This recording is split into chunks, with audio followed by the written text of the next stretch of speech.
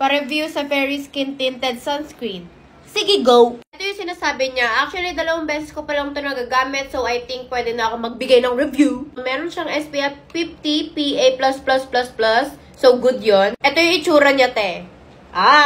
Pwede mo siyang i-apply using your fingers lang. Hindi na kailangan ng brush. Kasi diba may mga skin tint na makakapal, no? Kailangan nyo siya gamitan ng brush or sponge. So, itong sunscreen nito is nakaka-fresh siya. Kasi, tinan mo, may brightening effect siya. Ito siya sa skin ko, te. Ang glowy, diba? Parang galing lang sa sinapupunan. Ito yung consistency niya, te.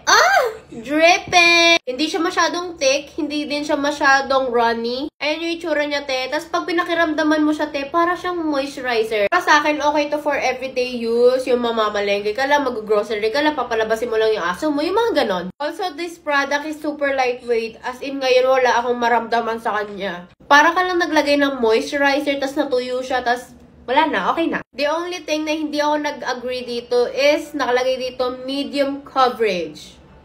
Te, actually, as a person na maraming blemishes, like, alam nyo na yan, it did not cover anything. Wala akong nakitang medium coverage na sinasabi nito. Kasi kahit yung veins ko, hindi siya natakpan. Kahit yung ugat ko dito kanina, wala. Hindi siya natakpan. This is clearly not a medium coverage. Hindi siya light coverage. This is just only sheer coverage. Kasi nga, may tint lang siya. Gets nyo ba? Pero besides doon, I think this product is good naman. Also, meron siyang 2 fluid ounces. So, hindi na masama. Kitang packaging niya, mala Fenty.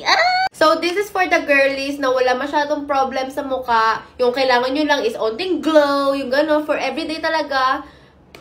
Etong para sa inyo. Isa pa sa mga benefits nito is it will help you to lighten up hyperpigmentation, soothe skin, anti-inflammatory, anti-wrinkle. Will I use this everyday? Oo naman. Will I use this sa school or sa work? Oo, pero maglalagay pa rin ako ng concealer to cover up my blemishes. Is this worth buying for me? Yes, it is worth the coin. Lalo na sa next year, summer, ganon, hindi kasi siya malagkit. So, that's what I like about this. So, ayun na yung review ko dito. Nag-umasta akong professional.